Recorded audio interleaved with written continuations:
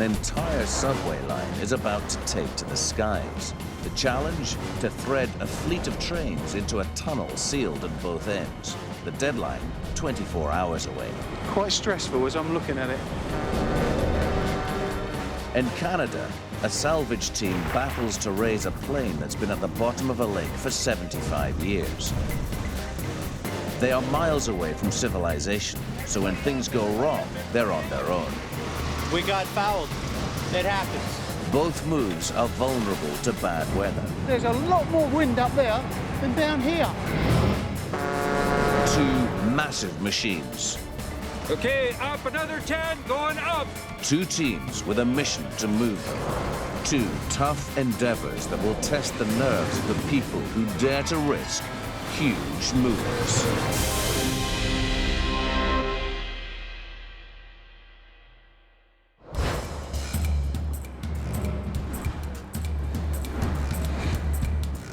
London, one of the most frenetic cities in the world. Every day, over 3 million people descend into the oldest, longest, and one of the most overstretched subway systems on Earth, the Underground.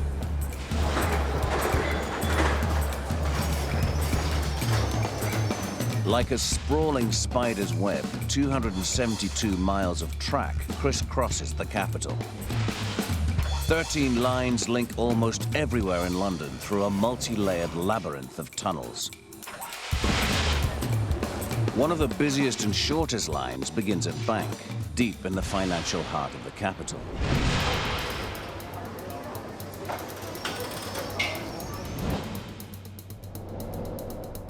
The Waterloo and City line runs under the Thames to the international transport hub of Waterloo Station. 40,000 people a day made this short 1.5-mile journey until April 2006, when engineers decided it was time to shut the line for an overhaul. Originally built in the 1890s, the line has been showing its age, so the old track has been replaced with new. After 5 months, the engineers are almost ready to reopen. There's just one thing missing: the trains.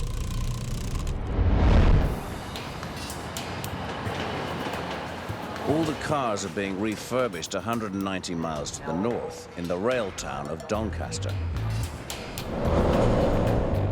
There is just time for some last-minute checks before this gleaming flotilla of Waterloo and City trains sets off for London.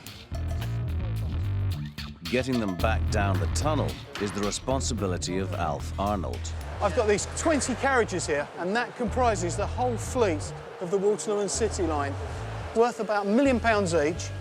And the problem we've got is that we've got to get them back to London safely, without any marks or anything else, to get them working for the Waterloo and City line return to service.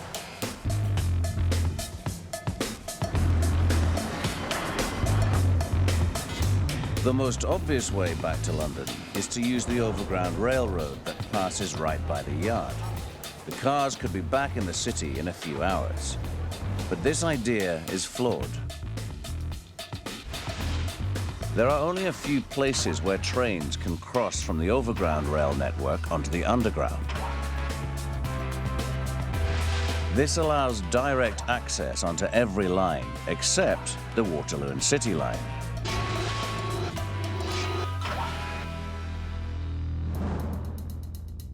How about transferring trains between lines? 6 lines converge at Bank Station. It would seem like the obvious transfer point. But going underground reveals why this will not work. All the lines are at different depths, with no linking tunnels between them.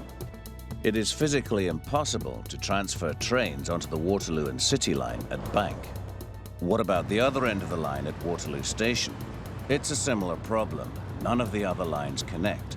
The Waterloo and City line is completely cut off from both the overground and underground networks, so the movers must use a different strategy. There is only actually one way to get anything larger than a rucksack into the Waterloo and City line depot, and that's through this hole here. If you look over the side of the hole, you'll see it's actually 15 metres into the depot, and we've got to land the trains on the rails, which are only 7 centimetres wide. There's only one piece of machinery we could use in a situation like this, and that's a crane. But dangling a train into such a narrow opening will be like threading a needle at arm's length. The margin of error is tiny. If they scrape or damage any cars, they will have to go back to Doncaster for repair and delay the reopening of the line. John must come up with a precise plan which sites the crane as close as possible to the entrance shaft without causing damage to the surroundings. The obvious place is the road right next to the hull, but putting the crane here might lose John a few friends. This road is actually a bridge over the Waterloo and City Line train depot, and it's only strong enough to carry a few cars, not hundreds of tons of crane. So if the driver placed the crane here, he would soon find himself crashing through into the depot below. Not a good start to the day. So John Chenery must find an alternative location that can support hundreds of tons. The nearest area that's strong enough to sit the crane on is down by the zebra crossing in front of us. The only snag is that this is 36 meters from the hull, a long way away to dangle a 23-ton train. They will need a crane with a long reach, and a big crane means a big weight. But this move is happening right in the middle of London. With so many shops and houses in the area, there are some hidden hazards that John must avoid. The whole area is crisscrossed by water mains, gas pipes, electricity cables, sewers. I need to be extremely precise as to the exact position that I set the crane up.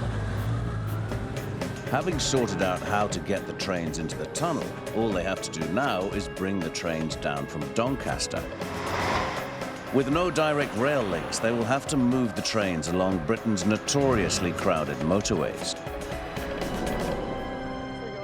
Alf Arnold knows that he must thread the line of 20 cars into the tunnel in exactly the right order, because half have engines and half don't. If he gets it wrong, the line won't run. To help him, each car has a 5-digit code. It must have made sense once upon a time. What's the easy way of working out the numbers? Obviously, we want to make sure we get the right one in the right place. Yeah. The numbers must mean something. Well, first of all, 65 is the motor car number. 03s is the unit number. But also, if you take this 65 and go down to the next carriage, it's 67, which is the one that runs, it's its stablemate. And they must always stay together. 3 and 4s go together, then 5s and 6, right the way up to 10, because we've got 10 units. It's clear as mud, OK?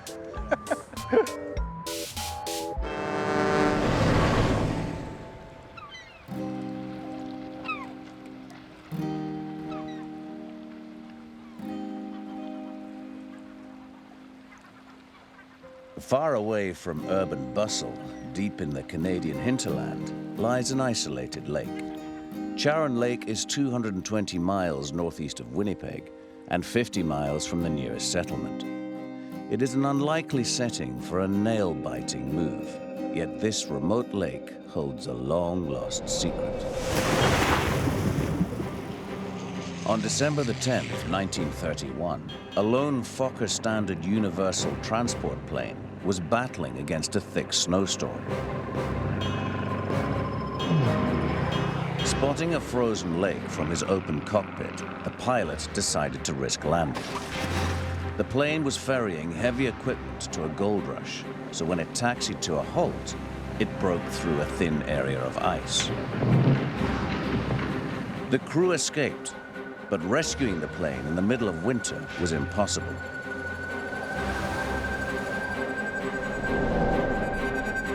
With the coming of spring, the ice broke and the plane disappeared into the lake.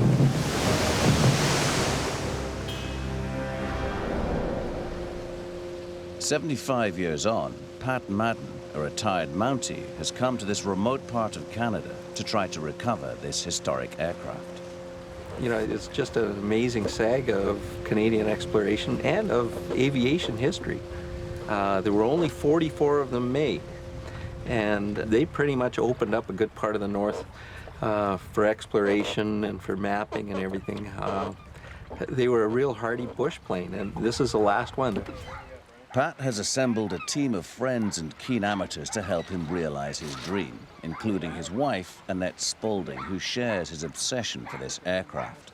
They've been coming every summer for 7 years in a row. They even spent their honeymoon searching for the Fokker. We have everything planned. We have all the equipment to do it. All we need is Mother Nature on our side, and that's what we're really hoping for. We are not leaving this lake without that plane. It's been an arduous task. This lake is huge, with 35 million square meters of muddy bottom to explore. Using sonar, they scoured almost the entire lake.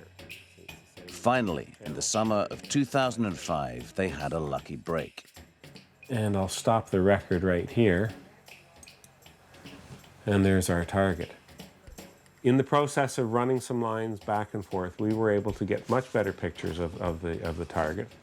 And here we have one screen capture, which it certainly looks like spars of the wing, the tail structure.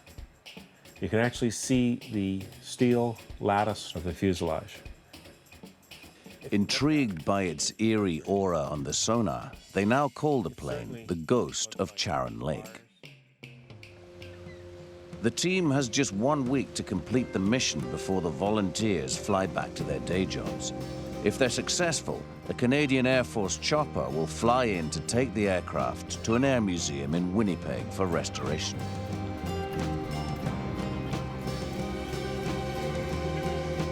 Charon Lake is very remote. There are no roads for miles. The only way in is by float plane, and this makes diving operations risky. There's no medical help and only air evacuation, so they've taken the decision that it's too dangerous to dive. They will carry out the underwater salvage by remote control. They must rely on a pair of aquatic robots known as remotely operated vehicles, or ROVs. Shall we do it? Okay, let's lateral. 2 meters.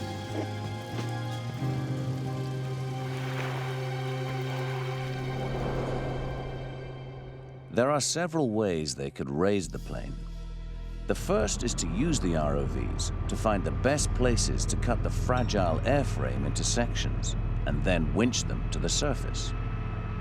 But to make restoration easier, Pat would prefer to keep the airframe in one piece. A second option is to attach inflatable lifting bags and float the airframe to the surface. But as it's difficult to control the rate the lift bags rise towards the surface, there is a high risk that the plane will fall apart.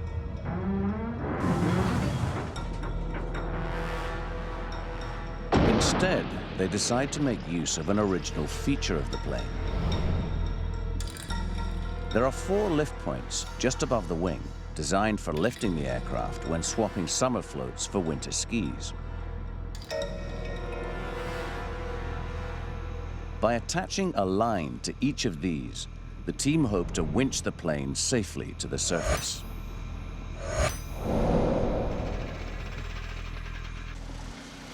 But they've based this rescue plan on blurry sonar images. They don't know the true state of the wings, the position of the engine, or the condition of the 4 lift points. The only way to check is to carry out a full reconnaissance of the plane's remains using cameras on their ROVs. Well, we're seeing part of the frame, and there's some of the original fabric is still on the plane, which is quite interesting. And we're just looking now to find the engine mount, to see if the engine is actually still attached to the airframe. This is the engine mount here, I think. That's looking pretty good as a potential engine. Yeah, that's the engine, but it's down. Yeah. It's off. Yeah. Thank God we found it, though. Holy shit.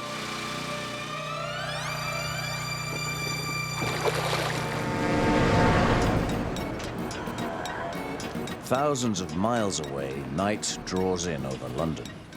John Chenery braces himself for the arrival of the giant crane that will lower the cars into the Waterloo and City Line tunnel.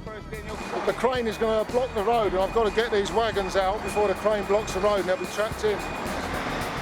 Block the road off, stop the traffic coming down so the crane can come in and do his job. So we come to the... In less than 2 hours, John must throw a cordon around this busy street and transform it into a safe worksite. Not what everyone wants on a Friday night. I've got to block the area where outside the bar. Get us to the pub! Bang on schedule, the lumbering giant arrives. Trying to position the crane now, so just bringing it in. Even though they've worked out the best position for the crane, there's still plenty that can go wrong once they start the move. All the planning to this has happened in previous months, and this now is just the final bits, trying to get it together.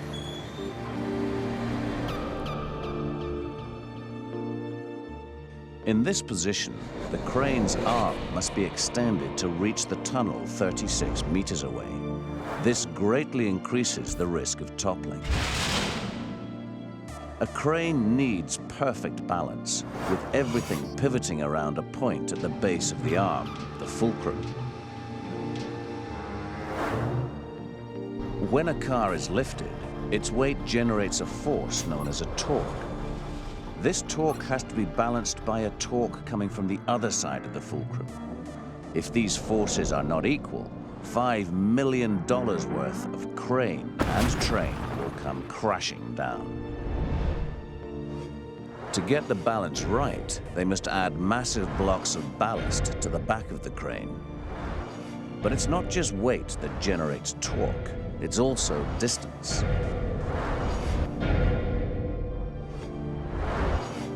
The load is much further away from the fulcrum than the ballast, and this greatly increases the torque exerted by the car. So they must add an incredible 165 tons of ballast to counteract just 23 tons of car.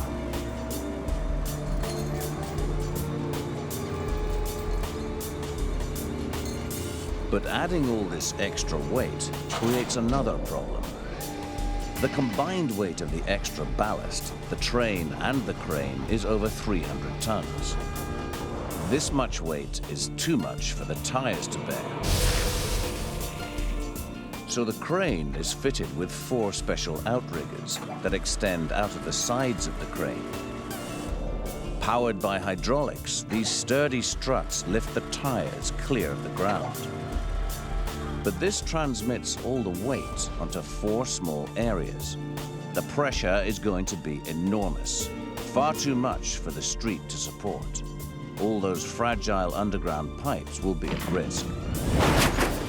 So the movers need to spread the load over a larger area and decrease the pressure to a bearable level. The solution is to slide in a series of massive steel pads, all resting on a thin layer of foam.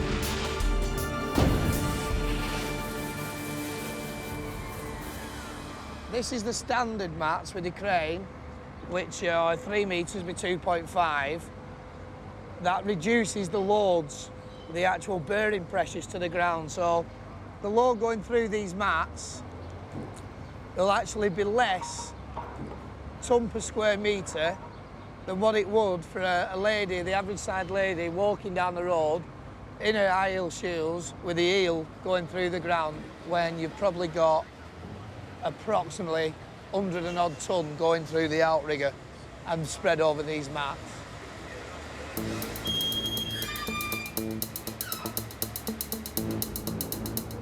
Once the crane is fully balanced and locked in position, they can start extending the boom.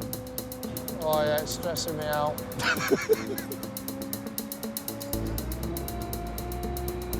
This lifting Leviathan is now almost ready for action.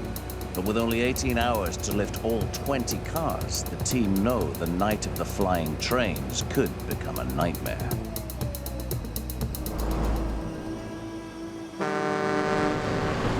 Meanwhile, the team in Manitoba is planning how to rescue a plane that's been stuck at the bottom of a lake for 75 years.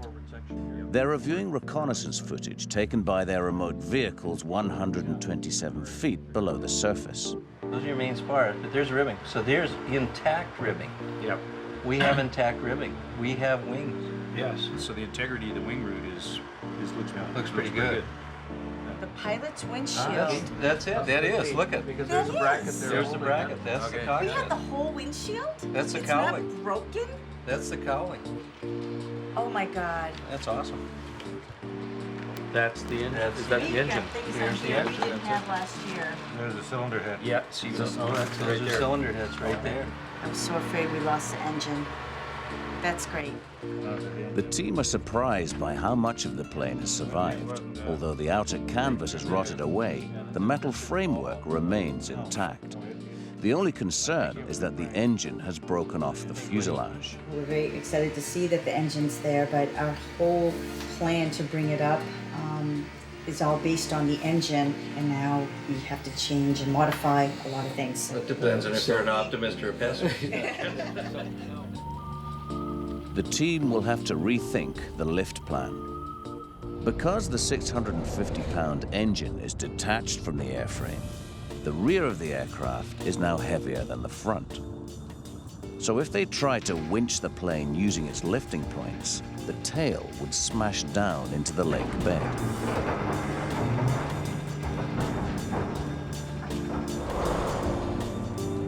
To avoid this, an ROV will attach an additional line to the rear of the airframe. This will prevent the tail section from dropping down. The team lower the small ROV to check where they will attach the lift cables. This aquatic robot is piloted by James Snellgrove. But in his quest for the perfect close-up, James pushes too far, too fast.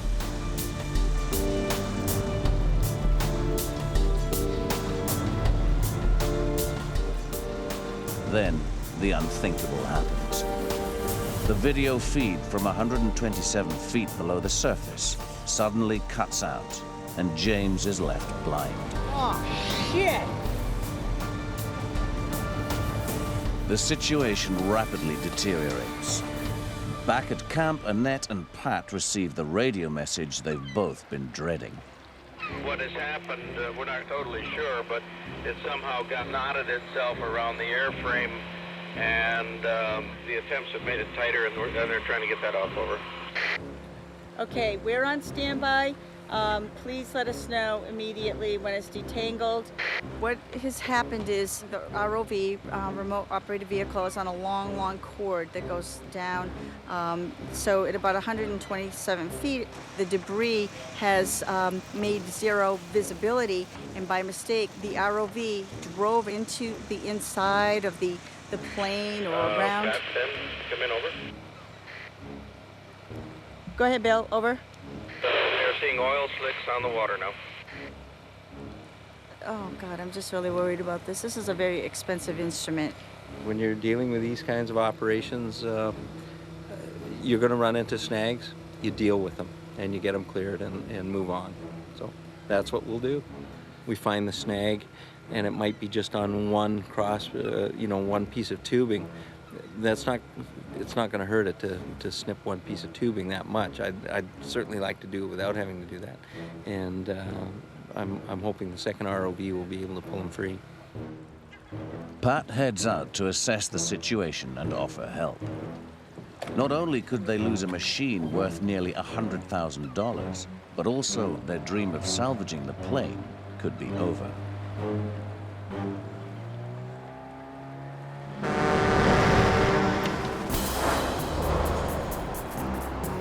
In England, it's move day. The trains are speeding down the M1 back to London to begin their descent underground.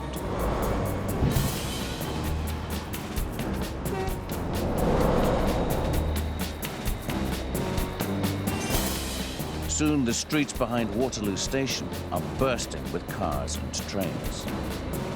Not many times you get an opportunity to see them actually out of the ground. Fantastic, isn't it? Oh, I'm quite shocked, actually. It also gives Alf a chance to check the trains and see if he can explain the all-important numbering system to his staff. Let's do the second train first, yeah? That one's next, shunting back up. There's number 6, and I believe that's the 7th unit up there, which is 10s. So the first one down will be 6-5, then 6-5, then 6-7, and then 7s, 9s, 8, 7s. Let's try again, get it right. 6-5, 705, 6-7, 705, 6-8, 6-5, 08, and 6-7. And that's the final one. That's car number 12. This is actually going to turn into a comedy of errors. You can see it, can't you? As long as we check with Alf and make sure that things are right, you can't afford to make any mistakes. So it's better sometimes to check them over twice, even 3 times. Would you like it again? Undeterred by the apparent confusion, Alf decides it's time to lift the first train. But there is one last issue they need to overcome. With the crane now set in position, the operation should be straightforward. Ideally, the crane driver would like to swing the cars in a smooth arc, straight to the shaft. But there's a problem. 25 meters from the crane and right in the middle of a smooth swing, there's a 3-story building. Using this trajectory would not be the best way to impress the neighbors. So the crane driver must perform a complicated multi-stage maneuver guaranteed to increase the stress on both man and machine. He will lift and swing in 2 distinct stages. First, he will slew the car in a shallow arc to avoid the cafe, and then lower the arm for the final approach to the hole. Hardly a hole-in-one, but certainly par for this obstacle course. Keeping a wary eye on the cafe, the driver begins the first lift. There it is, it's clear now. It's the world's first flying train.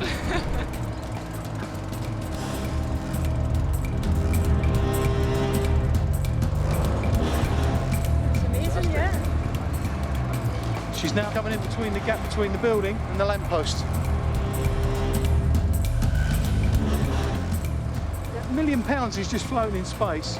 We're bringing it into a very small aperture, which has only got ½ a metre either side. Quite stressful as I'm looking at it.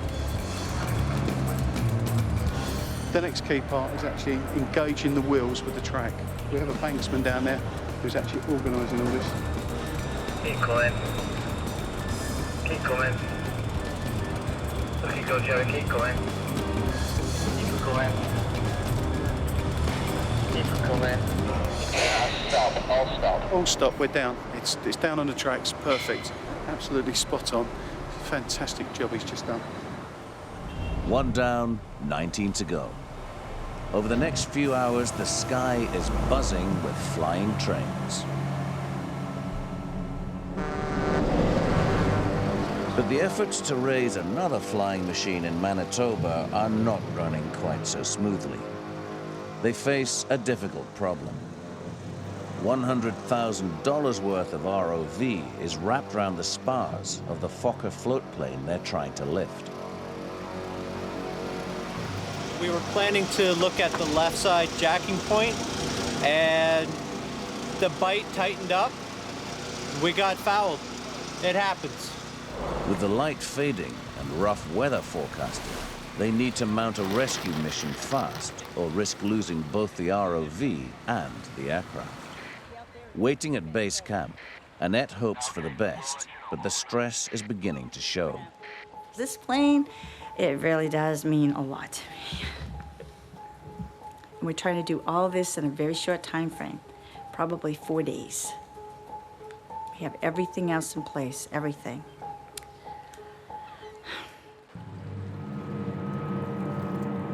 On the floating pontoon, Mark steers the second ROV towards the plane. Following the umbilical of the trapped ROV down to the aircraft, his camera soon reveals what has happened. In the low visibility, James, the pilot of the other ROV, has managed to tie his umbilical in a knot around the fuselage. Mark will have to work out exactly how the knot was tied. Then James can work backwards to untie himself. This is a slow, nerve-wracking process, especially for those back at base camp waiting for news. I don't like to see anybody lose their equipment. That's an expensive piece of equipment, and you don't like to see anybody lose anything like that at the bottom of the lake. Now, let's just hope for the best. Back on the barge, and Pat thinks he's found a way to free the trapped ROV. The little ROV is ensnared by just one thin piece of the airframe. The second ROV can rip it out of the way. It will damage the plane, but the team have no other choice. Annette is feeling the tension and looks for any positive sign. Remember the rainbow where we found it? The rainbow came out when we found it? And the rainbow's out right. I hope it's the same meaningful thing. Roger, we saw the rainbow. It's a double rainbow. It's right over top of us, and the vehicles are free. Up. Everybody up, everybody up, everybody out. The vehicles are free! Ow! We got them up. One's on the surface, the second one we're just getting across right now. You guys are unbelievably awesome. Over.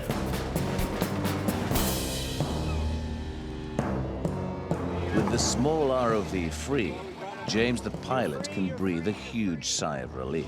The vehicle was 100% functional before we surfaced it. No signs of real damage to it. So we'll get it cleaned up. We'll check the umbilical out, make sure everything's all right, and call it a day. Not only is the ROV free, but the team is about to receive an unexpected bonus. The first pieces of the plane to feel the air in 75 years have been liberated. They were tangled in the lines powering the little ROV. Look at that. Oh, yeah. They have pulled up one of the plane's landing lights, and its condition is incredible. Even the light bulb has survived after 3/4 of a century. Spirits are high, but the ghost of Charon Lake has some more surprises in store.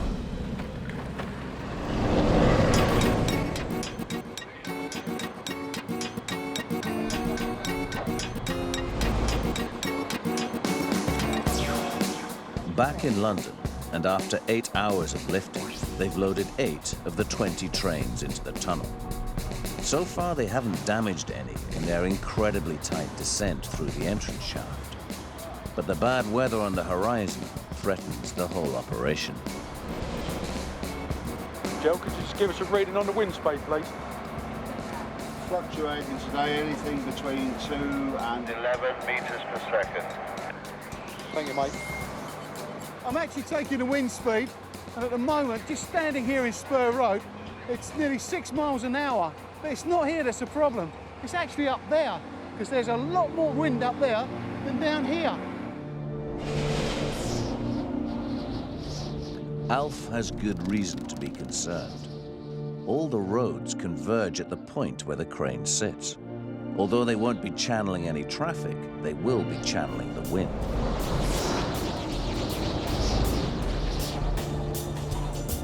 The car has 2 long, flat sides which will act like a sail. Any gusts will make the train more and more difficult to control. As the wind speed increases, the car will start to swing. If the wind catches the car as it enters the narrow shaft, it could smash into the concrete walls, or even worse, it could become jammed in the entrance. With so many cars needed to be lifted in such a short time frame, this could derail the whole operation. But Alf's team have a secret weapon to combat any sudden gusts. A guiding device known as a pogo stick, which they attach to the front and rear of each carriage. Go on, buddy. Thanks, buddy. As long as wind speeds don't exceed 22 miles per hour, These bars will stop the cars crashing into the sides. Check quickly, Joe. There's 2 channels over in the hole over there, and these wheels run up and down on there. They caster up and down. So as the vehicle moves from side to side, swaying, this takes out the sway and just drops it down. Stop the point. Keep going down like that. Keep coming, Jerry. Keep it coming. Oh, look at this, we're gusting now. Goodness me, as we just lifted, it's now up to 10 miles an hour. Keep coming as you are. Keep coming down.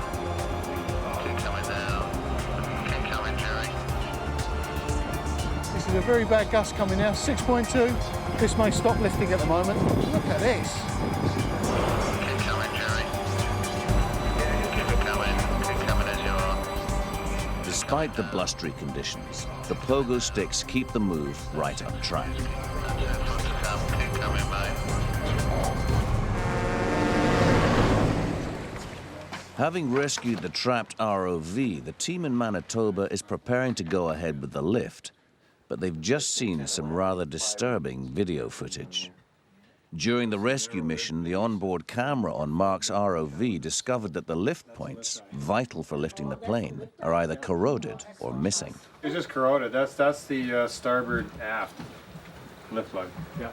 So Mark, you think that the angle, you wouldn't be able to get it through there? I can't do it. Oh, bring it down. Without these lift points, the team need to find alternative places strong enough to support raising the plane. They soon identify an obvious target. So looking at it from this angle right here, you're talking about this right here, connecting right here. Yeah. They think the landing strut attached to the ski may be strong enough. Yeah. That's the heavy axle. Do we have that heavy axle free of silt down to that point? We have. The silt is up to there. So this is out of the silt. This part is out of the silt. This part is. But the problem is you got to tie it around. I don't see a rove solution for hooking onto that. That's a diver job. Diver can do it in zero viz, and ROV can. Yeah. Not with any effectiveness, because you don't know where you're dredging. It's just bam, bam, bam. It's done. And it's bam, bam, bam changes. Divers are now their only hope of rescuing the plane. Pat puts in a call for volunteers willing to risk diving in such an isolated location.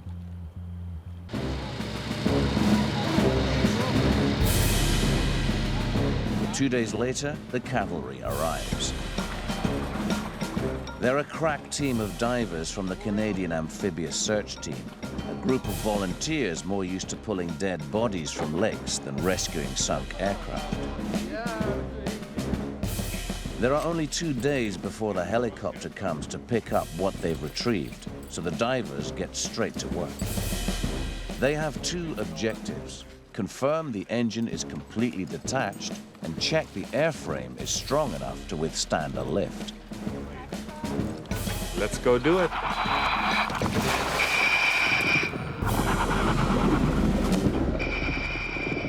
Even though they are all experienced divers, used to working in low visibility, this is a serious undertaking. At a depth of over 120 feet, they can only afford 20 minutes on the wreck. Any longer, and they're risking the bends. As the nearest decompression chamber is 220 miles away, misjudging their dive time could be fatal. Yeah, well, I'm just reaching out to touch something right there. Now that's really solid stuff right there. Nothing moves around when I shake on it. Topside blue diver. Gather up red diver and prepare to travel. Okay, blue diver, red diver, surface. Right on schedule, the divers return to the surface with some encouraging news. Diver on the surface. Red diver on the surface, thumbs up. If I'm standing, so the airplane goes that way and the wings are, that's front. Motor's now down here. These corners, right here where there's a whole bunch of things come together, I could give that a pretty good shake. Did you get your hand down? I can get my hand down and touch the actual ski. Okay, how much mud is, how much You know, silt? there's not a lot of stuff laying on top of the skis. The divers are confident they can retrieve the engine and immediately return to the bottom to attach a nylon strap and lift bands.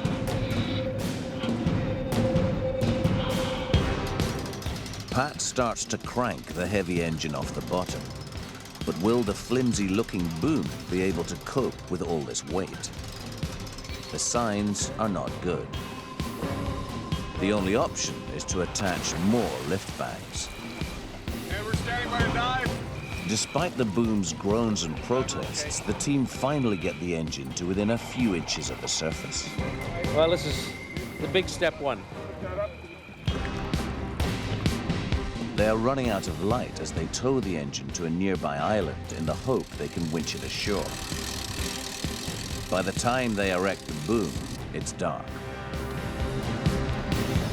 Okay, up another 10, going up.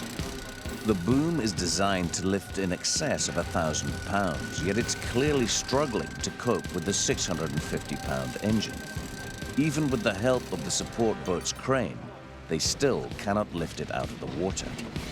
In the end, it's down to good old-fashioned brawn to finally haul the Fokker engine ashore. Well, there was some serious concern, but hey, it worked. It all worked. Hamilton propellers. That's the company, eh? Oh my God. What do you want to find next? Early the next morning, there is a chance to admire the engine. But with the helicopters due in just 6 hours, Pat has to make a tough decision about the rest of the plane. We've got the engine, and we've decided not to bring the fuselage up at this time. The bottom line is we'd be rushing it, and I'm not prepared to jeopardize this aircraft for the sake of getting it up in a short order of time. After so much effort, it's hard to leave the plane behind. But only the engine will be leaving on this airlift back to Winnipeg.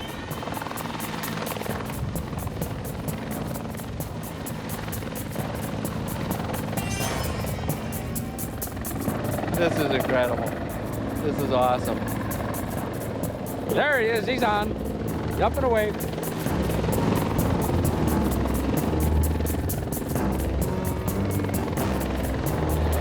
"75 years, it's back in the air."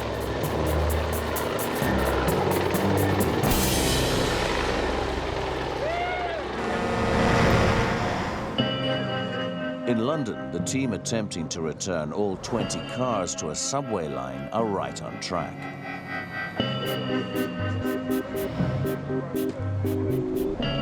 But as fatigue sets in, they make an inevitable mistake. Someone misreads the 5-digit number on the side of a train. Oh, for God's sake. You've lowered the wrong one. He says it's the wrong carriage. They've got to take that one out. This one's got to go first. Just operational issues down in the tunnel. Someone's getting tired upstairs, hadn't spotted it, and then one of us has just looked at you and said, it's the wrong one.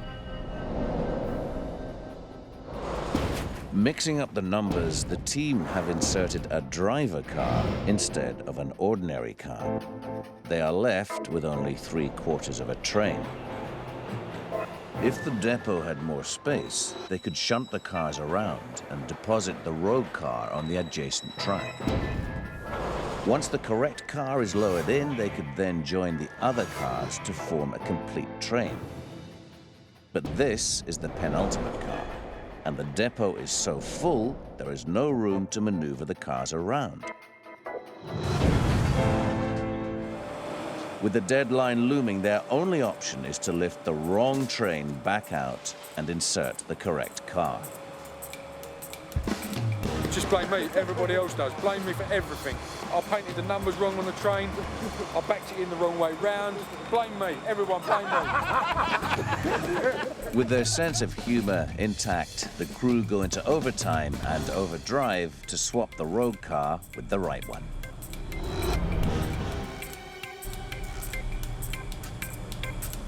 "1:20 in the morning, every car's in. That's it. Everybody's now saying, had enough, we're going to go home." I'm relieved. No damage, no accidents, no real problems.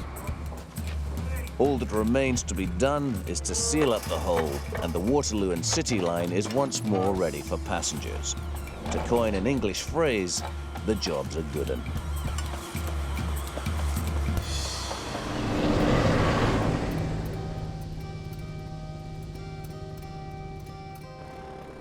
3 months after leaving the ghost of Charon Lake, the volunteer salvage team are back.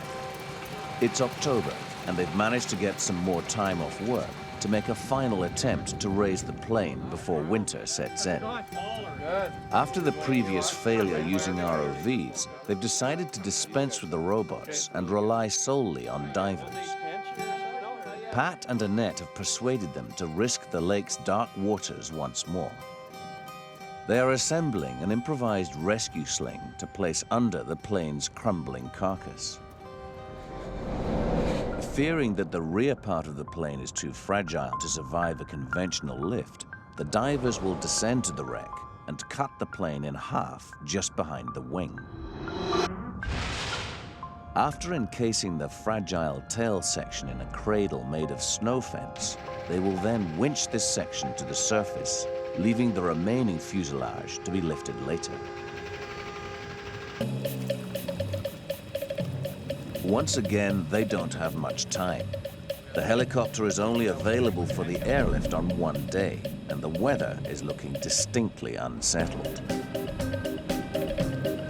With their snow fence cradle at the ready, the divers drop straight down to the wrecked plane. Okay, there comes the aircraft in sight now, and we are right on the tail section.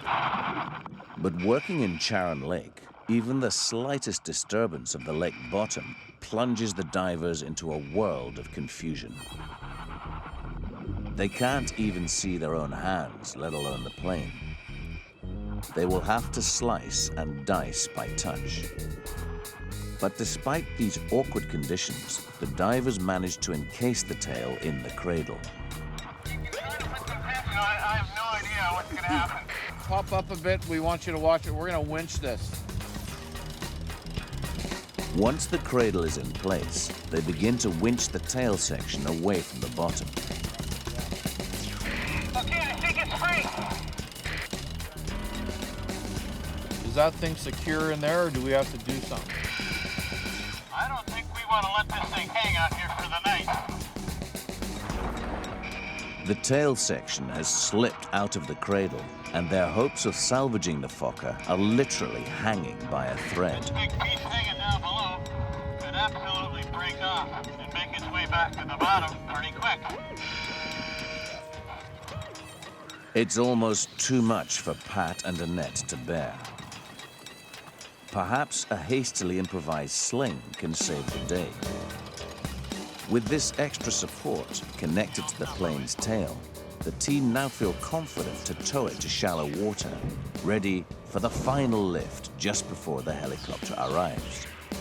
A quick dive under to check the tail's condition, and Annette's reaction signals that everything is A-OK. They want to press on, but with the sun setting, they have no choice but to wait until the next day. Next morning, they have a rude awakening. Winter has arrived suddenly. The wind is whipping up 3-foot waves across the lake, and the outlook is not encouraging. It's going to drop to about -4 degrees tonight. So that little skiff of frost you had this morning will be nothing compared to what you have tomorrow. We have to get everybody out because you cannot fly when the snow is coming and the winds are blowing. It's not safe to be here. Facing evacuation, Pat and Annette take one last desperate look for any improvement in the weather. They're not in luck. Oh, the barge is really bouncing around quite severely, and you wouldn't be able to even stand on it. Waves are crashing up over the bow of it, and all sides, actually. There's no way anybody could work on there. It's just too rough. I mean, with that kind of rocking and rolling, we would jeopardize the integrity of the structure to bring it up. I'm so disappointed. With their new plan clearly working, they have been beaten by the weather.